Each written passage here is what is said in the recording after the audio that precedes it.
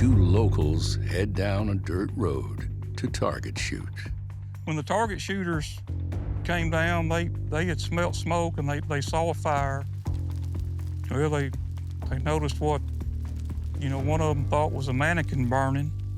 Of course, it was a couple days prior to Halloween, but upon closer inspection, they saw it was a human body. 98% of her body was burned. There was no form of ID or purse on the victim.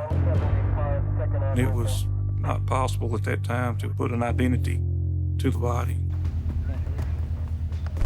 Etched in the mud by the entrance are a telling set of tire tracks. With the investigators finding the tire tracks at the gate, it told them that, somebody had tried to exit that way and may not be familiar with this area. Hoping for more clues, investigators send the body to a forensics lab for an autopsy. They determined that her age was anywhere from late teens to early 20s. She was 5'4", she was fairly petite. Believed to be white, possibly Hispanic, with the sandy blonde and reddish hair. She had bruising around her throat, which could be consistent with strangulation. There was a lack of carbon found in her lungs. It told investigators that she might have been killed somewhere else and brought to this location. Technicians at the lab check the victim for signs of assault and find a semen sample. Whoever did this had murdered this individual, went to the trouble of getting gasoline, pouring it on them, lighting a match, and leaving the person there. It's pure evil. Several names came up of missing people in our area, and the investigators at that time were running these people down, putting eyes on them, being able to rule them out. It's frustrating because you kind of get your hopes up and they're dashed again. As the police look for new leads, her pale purple sweater inspires a nickname, Lavender Doe. I think the name Lavender Doe really helped the case stand out from all of the other thousands and thousands of Jane and John Does out there. As the case gathers dust, police catch a break. The DNA profile from the semen sample collected at the crime scene gets a hit in CODIS, the Combined DNA Index System. The suspect's name is Joseph Wayne Burnett. Joseph Burnett's occupation was painting oil wells. And Burnett was a local sex offender. Mr. Burnett was living in Upshur County but had not registered there. So law enforcement began at that point to get an arrest warrant for failure to register. When investigators interviewed Burnett, he tells them that obviously he was with Lavender Doe due to his semen being in her. But he advised that he did not kill her. Unable to place Burnett at the crime scene, the investigation comes to a halt.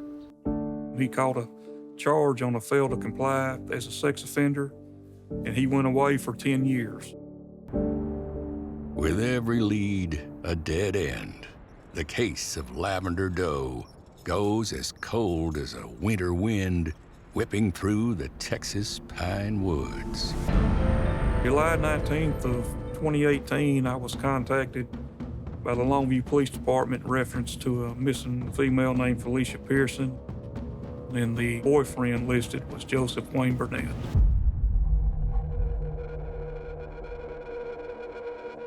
Joseph Burnett remains the prime suspect in Lavender Doe's murder. After serving his 10-year sentence, he's been a free man for over a year. Felicia Pearson's mother reported her missing. She had been told by Joseph Burnett that Felicia had been with Mr. Burnett at a motel in Longview, and he left to go get cigarettes, and when he came back, she was gone. Police arrest Burnett. He denies having any hand in the death of yet another female companion. But a month later, Burnett changes his tune. He confesses to killing Felicia, and then he starts speaking with them about burning a female several years ago. I went into the interview room with the Longview detectives. Then we start going into Lavender Doe. What happened? I went around to the driver's side of my truck. I opened up my toolbox, and I got a rope out. And I grabbed the rope, and I put it around her neck, and I tightened it up. Burnett is indicted on 2 counts of murder. But the mystery remains. Who is Lavender Doe?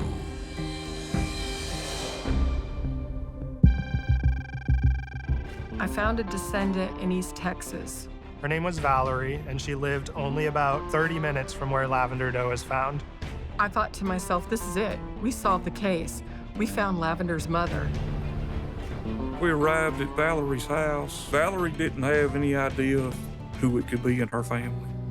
While Valerie might not know Lavender Doe's identity, her DNA could provide the answer.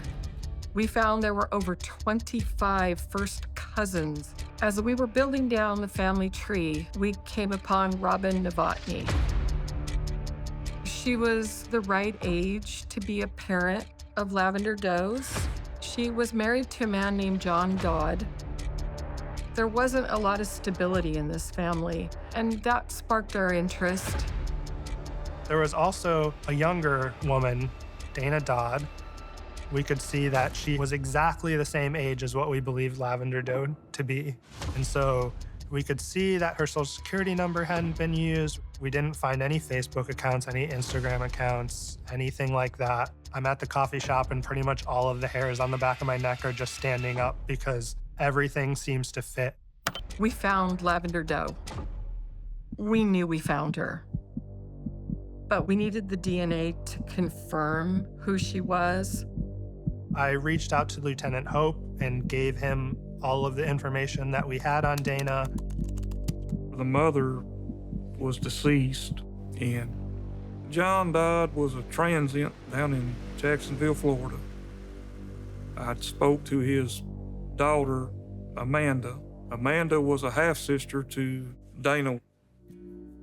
When Lieutenant Hope reached out to me, I looked at the picture. I lost it. I did. I started crying. I knew Lavender Doe was Dana. Investigators still need to confirm that Dana and Lavender are one and the same. They send a DNA test to Amanda. Lieutenant Hope, he said he got the results back and that Lavender Doe was Dana, that it was my sister. It was just like everything around me just stopped. Joseph Burnett was charged with 2 homicides, one being Dana Dodd and the other being Felicia Pearson.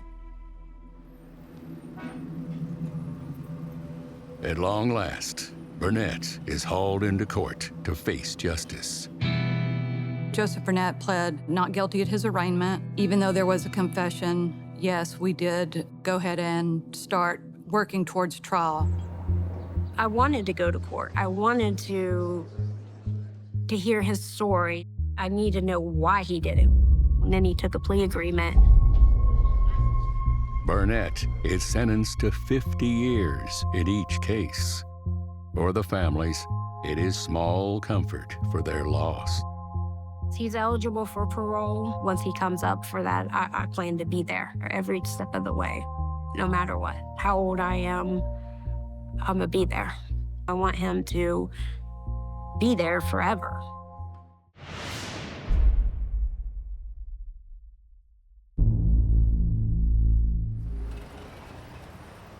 Earl Black returns home from work. Attached to the residence is a family-owned bookstore run by his wife, Sherry. My wife, Sherry, her car was in her parking place, so I figured she's home. I walked in the shop and hollered, "Sherry," and she didn't appear. There's room across the back. This door was shut at that time, and I could see blood right above me. So I opened the door, and that's when I found her. Earl's wife, Sherry, lays prone on the floor. She's not breathing. She had a pair of scissors sticking out of her belly. I'll never forget it. I mean, how do you forget finding someone you love like that? I was participating in some tactical training, and my phone rang. I was a lieutenant at the time, which puts me in charge of scene oversight. I went into the bookstore. As you walk in, it's a little bit of a labyrinth, books everywhere. I was directed towards the back, and our murder victim was on the ground and clearly deceased. It was a horrific sight to see. She died violently, and at whose hands, we don't know yet. We knew instantly that this was a homicide. As crime scene investigators continue processing the scene for evidence, police develop a theory about what happened to Sherry and discover the killer may have left multiple clues behind. What became evident is clearly there was a fight in this back room. With all of this blood, we have to assume that maybe this murderer's blood is going to be there also. We also were able to locate a partial fingerprint and a palm print. We felt elated because, as we know, just like DNA, fingerprints are specific to one particular individual. Palm prints are the same. Police collect the fingerprints and blood samples and send them off for analysis. Results from the blood and fingerprints collected from the scene come back, offering new clues about the suspect's identity. When I found out that we had suspect DNA, we ran it into CODIS, which is a database of criminal offender DNA, and we were informed that there was no match for DNA in that database. As far as the fingerprints and the palm print, we didn't get any hits. I was disappointed. Leads dry up like the sun-cracked surface of the city's famous Salt Lake. And the case of the bookstore bibliophile goes cold.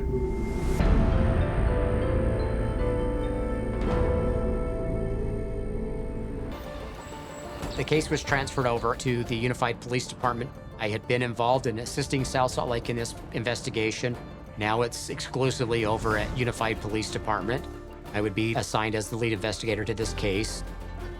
And I decided I wanted to start fresh. In these types of cases, you really have to try to think of anything and try everything that you possibly can. And on occasion, you might turn over that little stone that all of a sudden produces something. As Detective Pender searches for strategies to help find Sherry's killer, he comes across a new technology that may hold the key. I was familiar with Genealogy because my mother used to do that to make a little extra money for the family. But I hadn't even heard of anything called investigative genetic genealogy. We know that there are multiple different databases. People will submit their DNA to determine their genealogy, their familial history. And if we can find through our suspect DNA who this person may be related to, then there's a good chance that we can trace back to our suspect. I got a call from the genealogist who said, we have a match to an individual who we believe is closely related to your perpetrator. The family were located in Sacramento, California.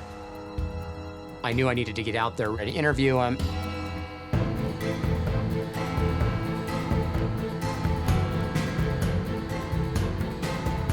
I actually brought a photograph of Sherry and Earl Black to this home. As we were talking, I asked the adult son if maybe in high school he would have had some type of intimate relationship. He said, I did. And she had indicated to me that I had fathered a child. He received some paperwork signing off custody. That paperwork was actually out of Utah. We were able to actually identify that his name is Adam Antonio Spencer Durborough. He had an extensive record in his juvenile criminal history of violence. As far as his adult criminal history, Adam was charged with shoplifting. That's the only thing he has on his adult criminal history. He would have been 19 years of age when Sherry was murdered. And now he was living in the Orem area, 30 miles south of Salt Lake County.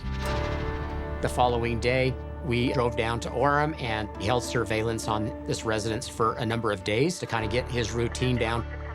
One of the investigators happened to see a sack from a fast food restaurant inside of his vehicle and ultimately saw Adam dispose of this at his residence in the waste container outside. We took the trash and I informed our state crime lab. They said, great, bring it down to our office. So I went home for the night, went to bed. About 2 or 3 in the morning, I actually got a text and my wife asked, who's texting you at this time in the morning? And I said, it's the lab, it's a match. And I really became emotional at that point. I just laid there and kind of started thinking things through of where we go from here.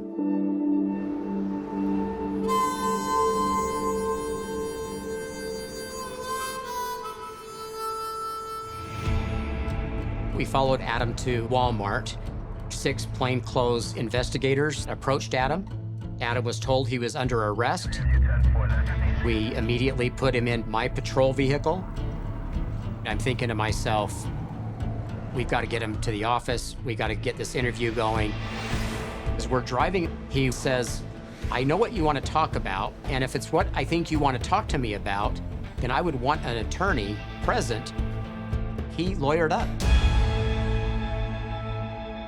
However, we did have a warrant already prepared for his fingerprints, for his DNA, and for photographs. And I thought, after we take those items, do I just take him to jail and book him in? Or do I put him in the interview room and give it a chance? Detective Pender rolls the dice. He places Adam Durborough in an interrogation room. When you get over to the bookstore, is there something that, is there something that sets you off? I think it was just her being kind, honestly. I saw myself as a terrible, terrible person. I guess I'm trying to understand. Why her? Well, why? Yeah, why her? Why Sherry? I don't know, man. I don't know. I thought that I was this horrible person growing up. I was young and stupid. I didn't control myself. It wasn't personal. It wasn't planned. It was spontaneous. I wish I could take it back. I'm not 100% sure why Adam picked Sherry, other than the fact that I do believe Sherry was kind to Adam, and I think Adam had not had that in his life. And I also believe, based on her kindness, for whatever reason, that snapped Adam and unfortunately just brutally killed Sherry. Sherry Black's family gathers at the courthouse for Adam Durborough's sentencing. The judge sentences Adam Durborough to life without the possibility of parole.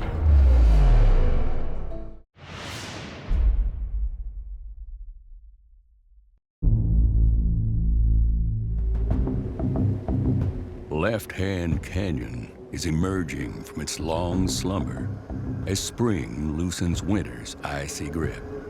But beneath the canopy of pines, a discovery rocks Boulder County. The Saturday of Memorial Day weekend.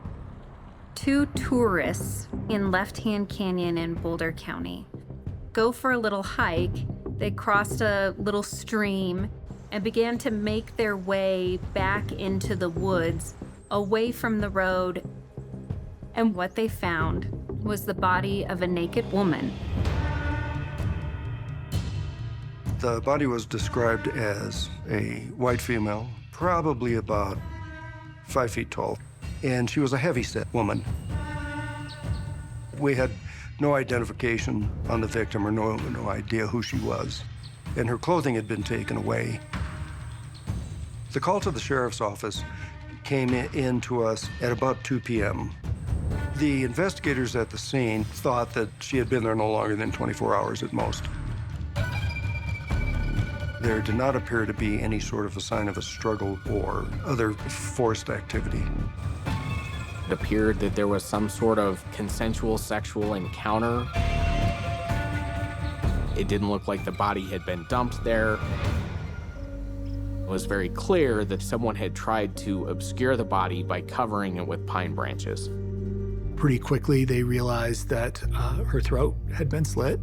They observed the ligature marks around her neck as well.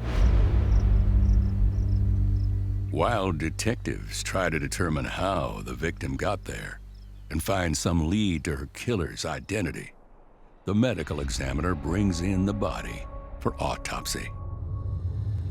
The forensic pathologist collected a rape kit, or a sexual assault evidence collection kit.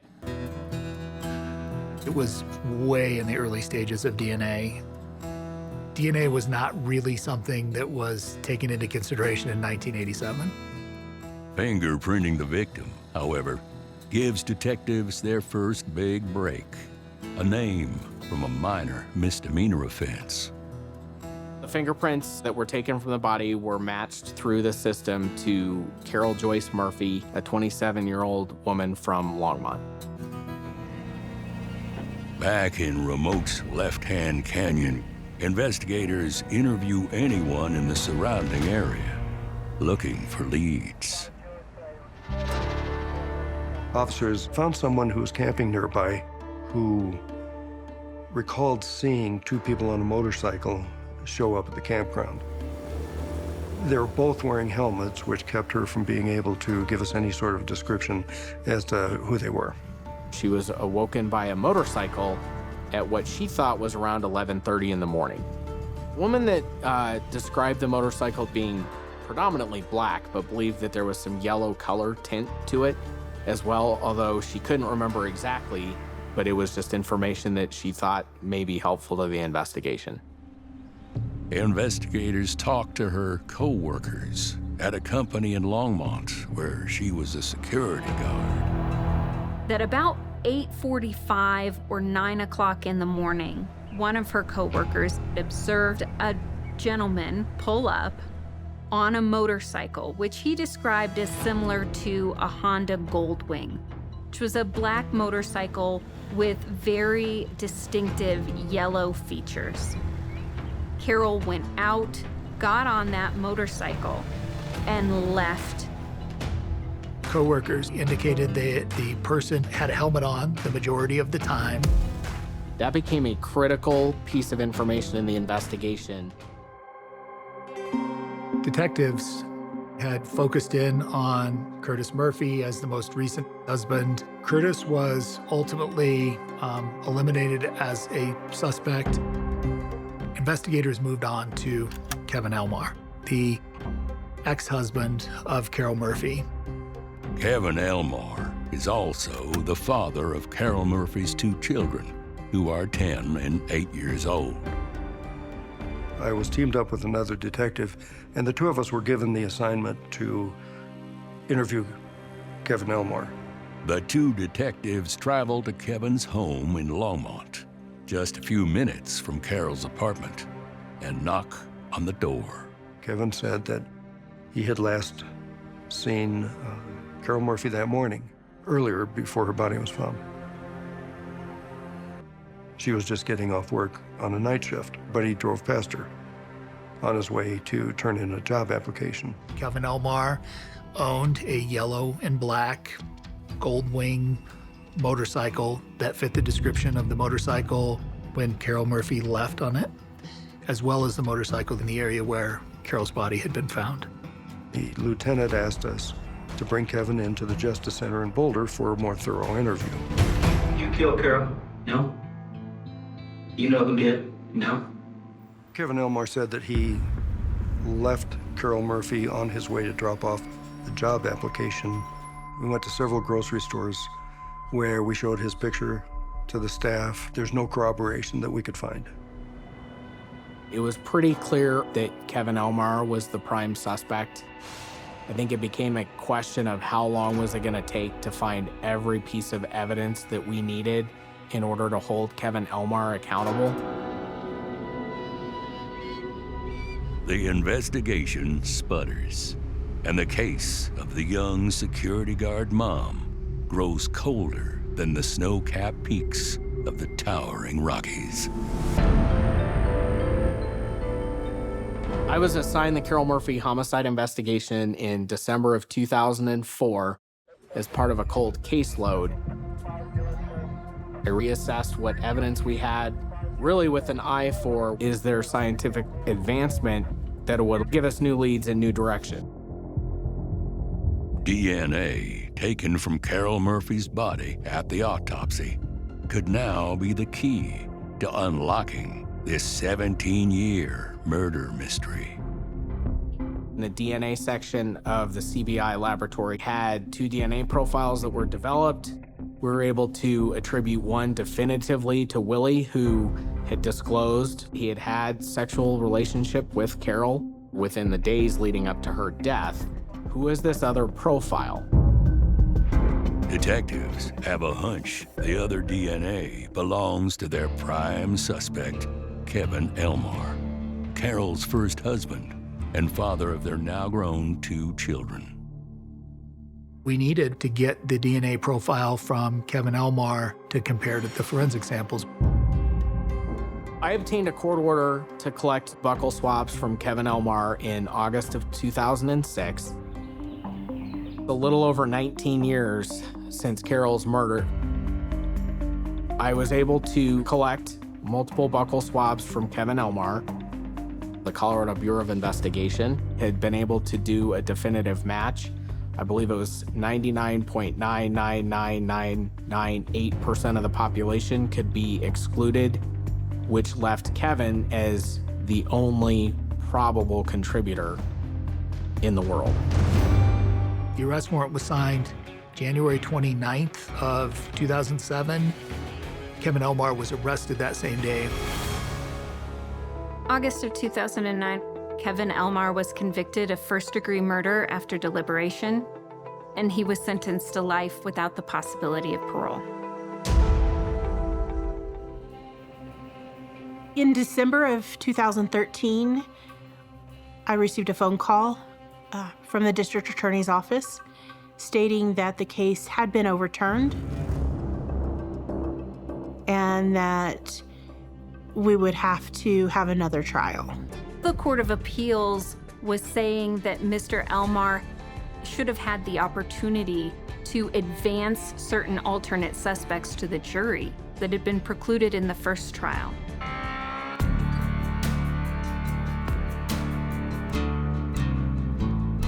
The retrial went on for 2 weeks. I was unsure of what would happen. Once you finish closing and the jury is excused to go back and deliberate, for me, there is a certain feeling of helplessness. Fortunately, in this case, we didn't have to wait that long. It was less than a day. I think it was maybe a matter of 4 or 5 hours. On October 23rd, 2015, the jury returned a verdict of guilty in the Kevin Elmore case to the charge of first-degree murder. For murder in the first degree, there is only one sentence that a judge can impose, and that is life in the Department of Corrections. Justice was ultimately served in this case. It just was far too long in coming.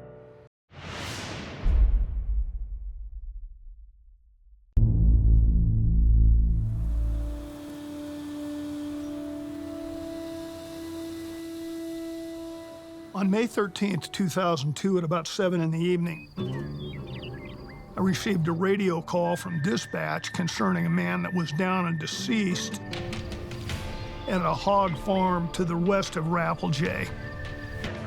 I didn't know what I was going into. I didn't know if it was going to be a crime scene.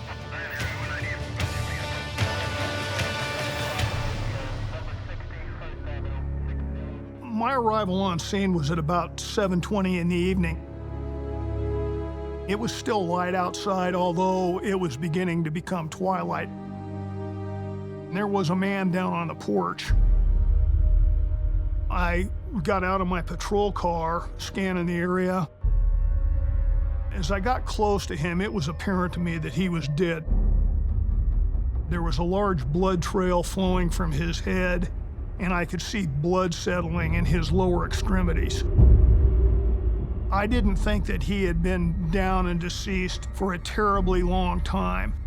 One of his feet was hooked into the screen door, and the front door to the house was open. I noticed that there were what appeared to be 3 spent .38 caliber shell casings on the ground near his head. I believed this incident to have been a homicide. As I entered the home, I was extremely concerned because I didn't know what I was going to find. I had my duty weapon out. I cleared the house quickly, scanning through the home.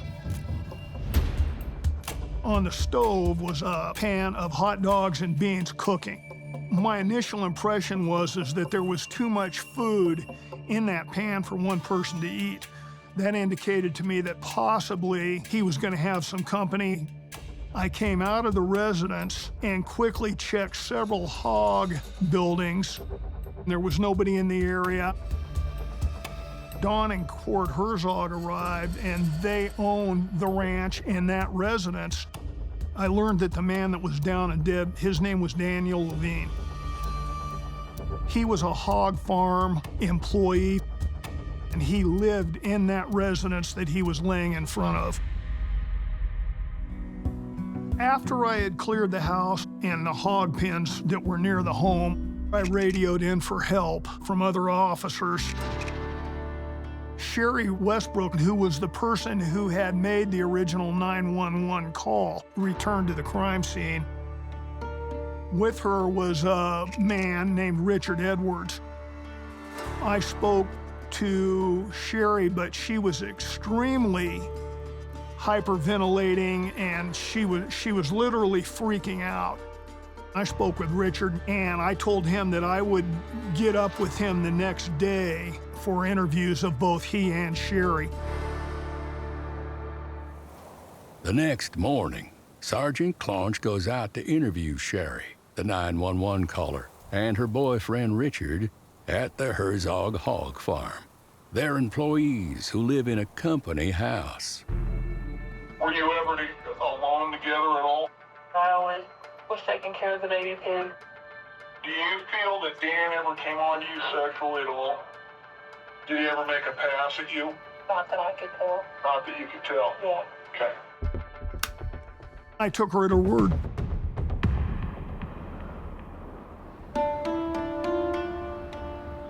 Daniel Levine's autopsy is conducted in the nearby city of Billings, Montana.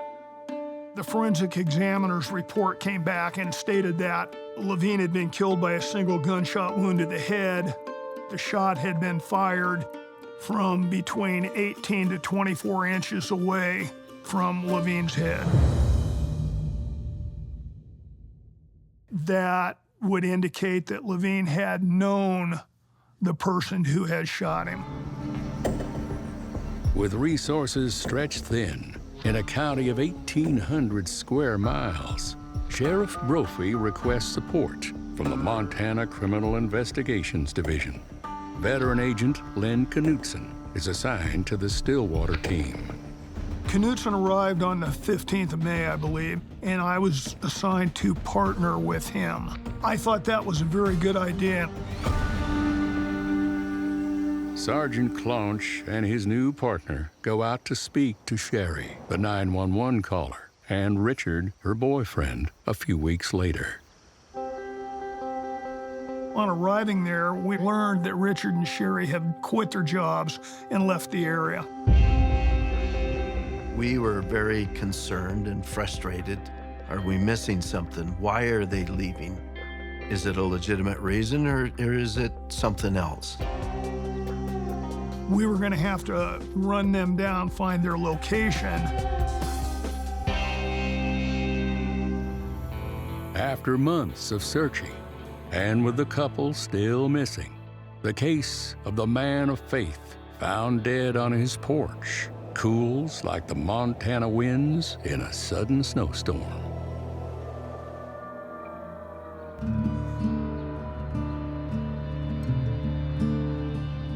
Down the road a few years, on July 10th of 2008, I spoke to a Missouri probation and parole officer about Richard Edwards.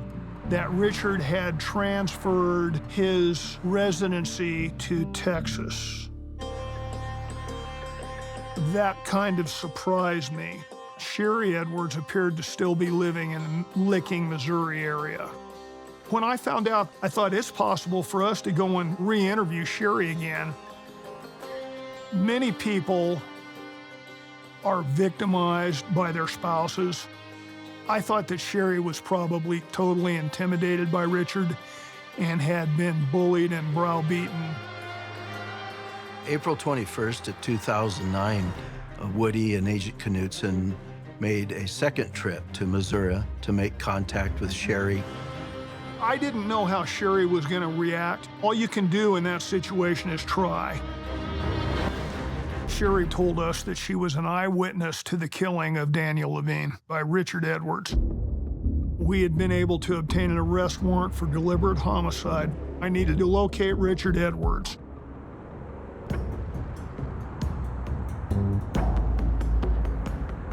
"4 days after Sherry's interview, police get a surprising stroke of luck. On April 27, 2009, he was stopped for speeding in Texas by a rookie Texas highway patrolman. The patrolman ran Richard Edwards' vital statistics through dispatch and learned that there was a valid arrest warrant in place for him. Richard Edwards was arrested at that point in time, and his reported comment to the patrolman was, "I thought this was over with."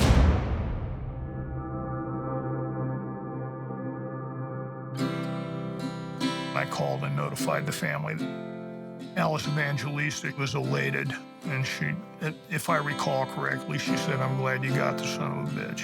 Richard Edwards was found guilty of deliberate homicide and guilty of tampering with physical evidence. He was sentenced to 110 years at Montana State Prison. I felt the sentencing was just. No clear motive for the killing has ever been established, but a chilling explanation has come from Sherry Edwards.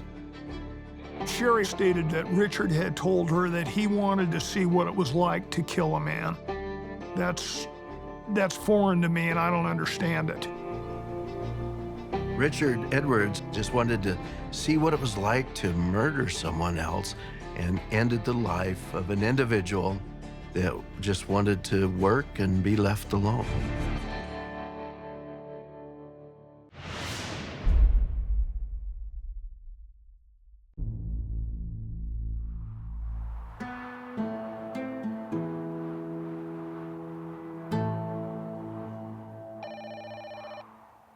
Aurora Emergency 911.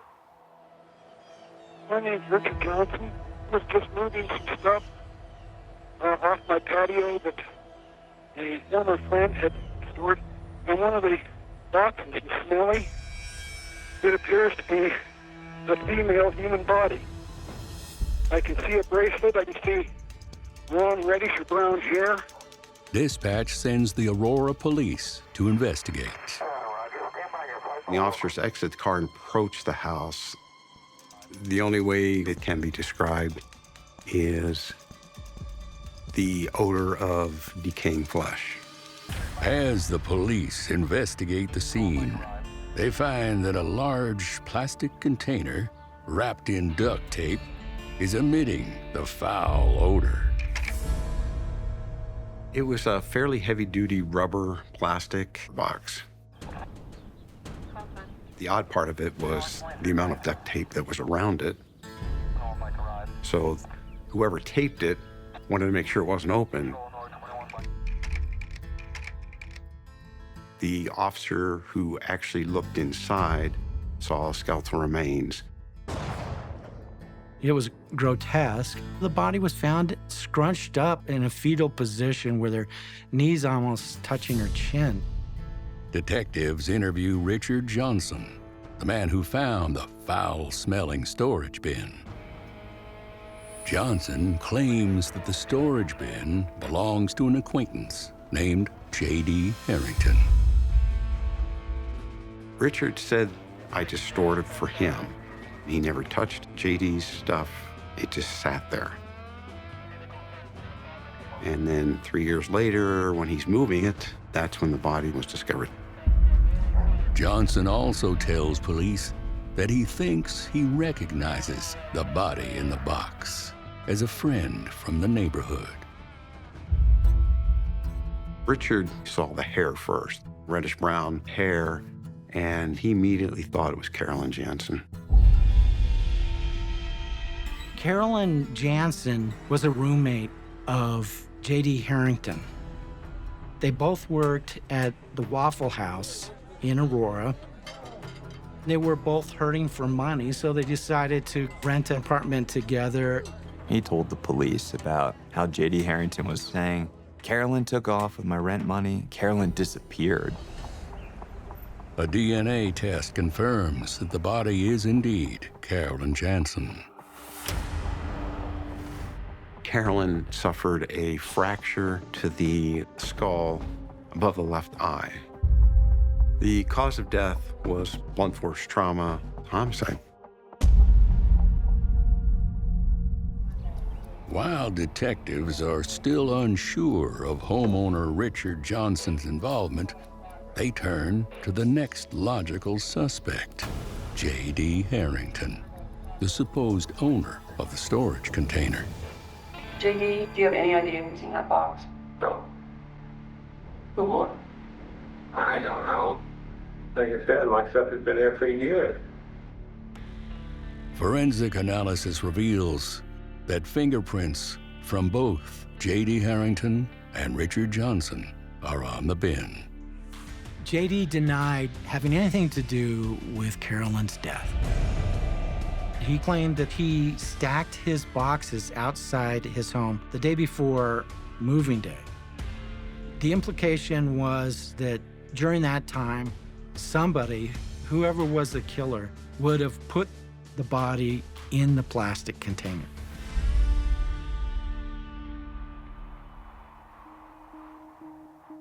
J.D. told police that in early February 2002, he last saw Carolyn in his apartment, and she just took off. He never saw her again. The only problem with that is she left behind things that would be important to most people. Her purse, her Social Security card. When they interview J.D.'s former girlfriend, she makes a shocking revelation. She explained that after Carolyn Jansen went missing, he came to her house, broke down in tears.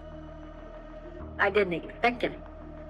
But first thing he did was got down on his knees and started crying that he had just killed somebody. Police interview J.D. Harrington yet again. He admits that these are his plastic containers and that he had duct taped a few of them, but claimed not to know what was inside. And you ask, does it look like this tape had ever been removed and then reapplied? The answer is no.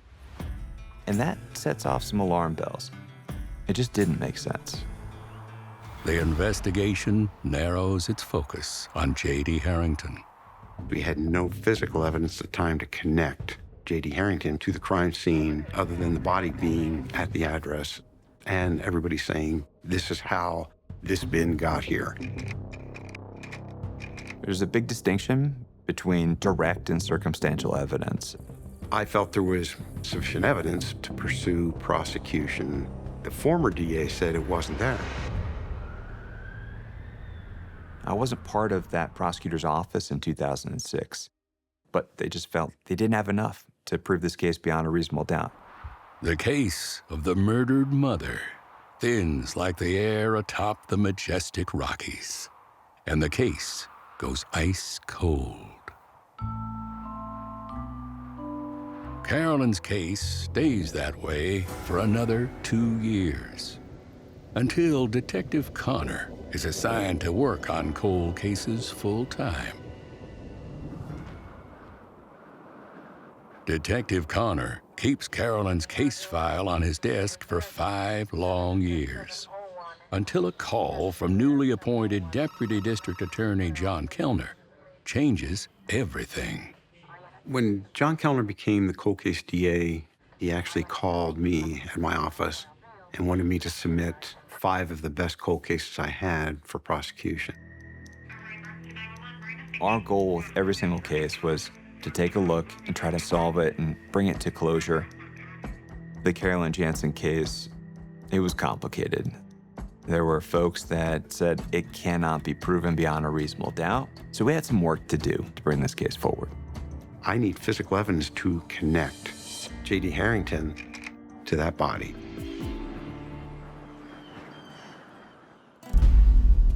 That duct tape, what I was concerned about is how old it was. It had been exposed to extreme heat, extreme cold in our Colorado weather, and that can degrade DNA. In the early 2000s, there was not touch DNA that was going to be, found on that duct tape or on the container. But now we're really dealing with a completely different technological time with new forensic science.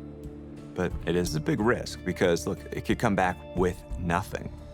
After months of painstaking work, the forensics team successfully extract DNA from the sticky adhesive portion of the duct tape and send it off for testing.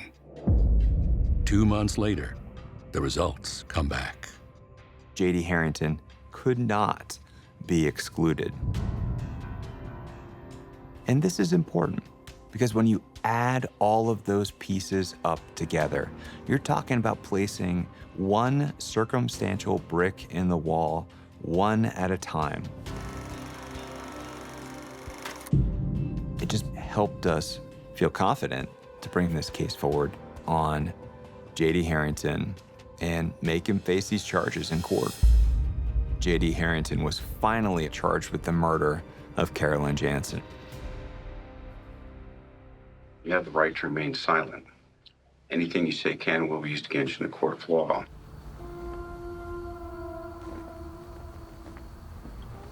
J.D. Harrington was known as a guy who would get potentially violent if somebody messed with his money. The story that comes out of this is that maybe Carolyn had taken their rent money and used it for something. We don't know for what. But I suspect that could be the trigger that set him off, that caused him to kill her. The jury convicted J.D. Harrington as charged of second-degree murder for the killing of Carolyn Jansen. He was ultimately sentenced to 25 years in prison. To me, it was just a feeling of satisfaction. It's like, gotcha, finally.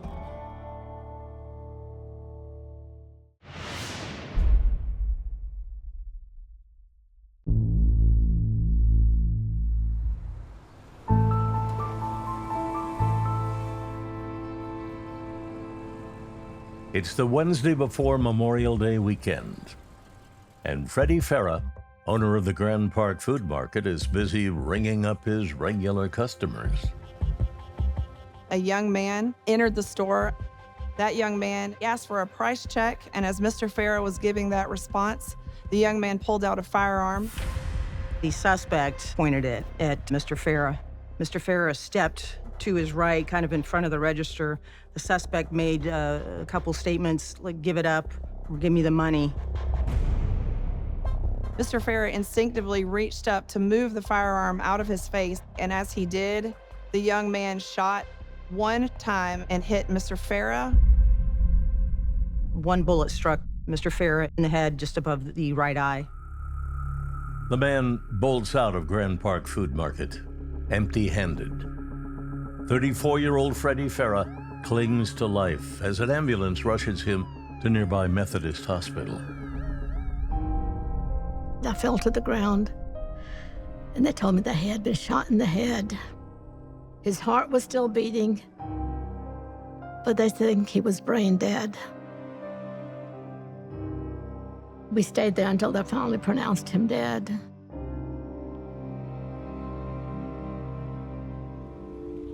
He bought 2 grocery stores of his own.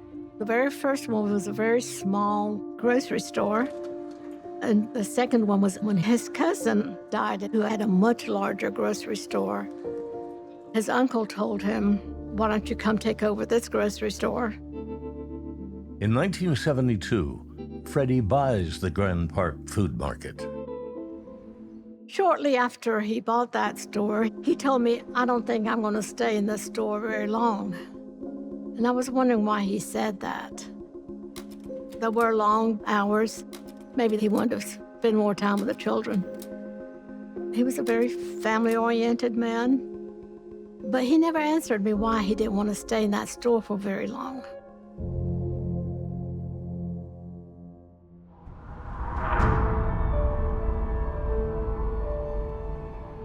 Jacksonville police arrive on scene at the Grand Park Food Market.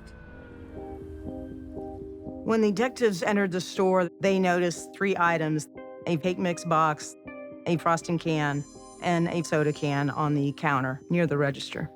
But nothing was taken. Money wasn't taken. Unsure who left these items on the counter and why, crime scene technicians bagged them as potential evidence.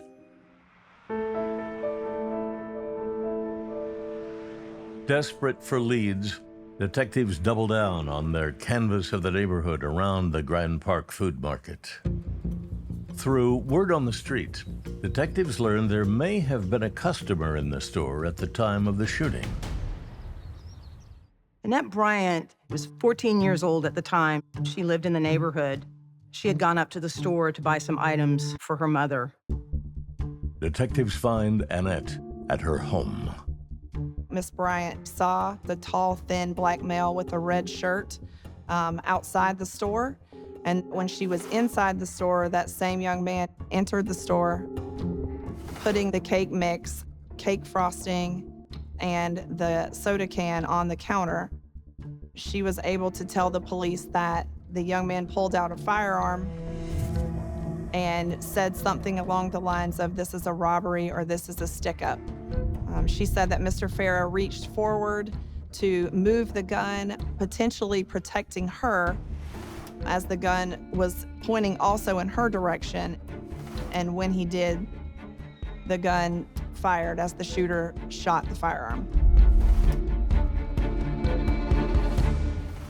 Annette is the only eyewitness who sees the shooting. And she even sees the suspect place the cake mix, the frosting can, and the soda can on the counter prior to the shooting.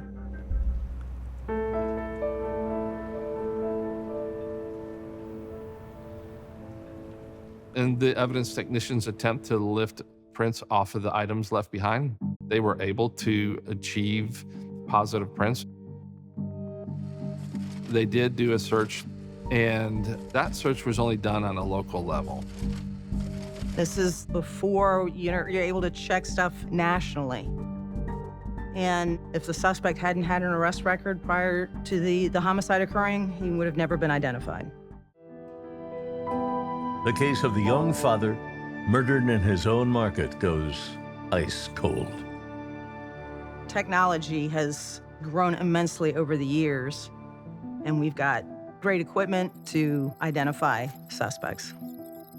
When I looked at the Freddie Farah case, we just had fingerprints, and so we ran the fingerprints again.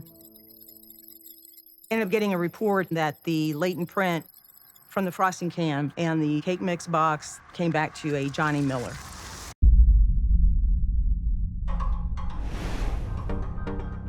I was exhilarated. It was amazing to me that here we are 43 years later, and we're getting ready to possibly solve a cold case. I run Johnny Miller in our local databases. Back in 1974, he was a young male, late teens. All right, we got something. But then you also have to think, this could just be anybody who went over and picked up a can and put it back down on the counter prior to the suspect coming in. Our last known address for Johnny Miller is in New Orleans. Then that was a 5-year-old address. What if we went out there and he's not there? He's just this needle in a haystack. But there's only one way. Sergeant Jansen said, you gotta go.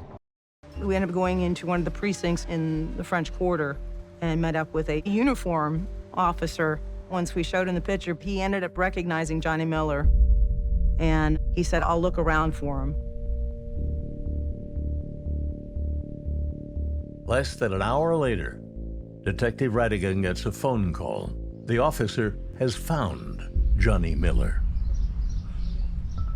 He spoke with Mr. Miller just briefly. I told him I was a detective from Jacksonville and I was working an investigation. Johnny agreed to come speak with us. I never been to this store. Never been to that store? I can remember. Don't put that I said, don't put nothing on me. I ain't never been to that store. Okay. When I've got your fingerprints and you tell me that you were never there, then your denials are just as good as a confession. Johnny Miller is arrested in New Orleans. The state approaches the Farah family with an idea, a plea deal with Johnny Miller. In exchange for time served, Miller would plead guilty to Freddie's murder and meet with the Farah family to answer their questions. I did want to see him face to face, and I knew Bobby was going to ask questions, and I did want to hear his answers. Johnny Miller takes the plea deal and agrees to meet with the Farah family in a restorative justice session. The main goal of restorative justice is to bring the offender and victim or victim's family together so that the offender is held to account by explaining and apologizing for what he or she has done. I asked him, was he angry with my dad? Did my dad upset him? He said that he found the gun and he was gonna take it into my dad's store to ask my dad what he should do with it. And he said something overcame him when he got into the store and he pulled the gun out of his tool bag. And he said that my dad saw the gun and lunged at the gun to protect the little girl. And when he did, the gun went off. He said he just turned around and ran out of the store.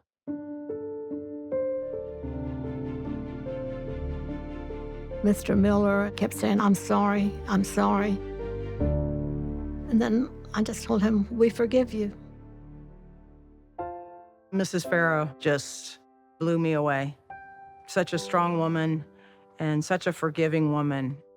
I was crying. I believe the state attorney was in there crying. We were just so humbled by her. Freddie was the love of my life.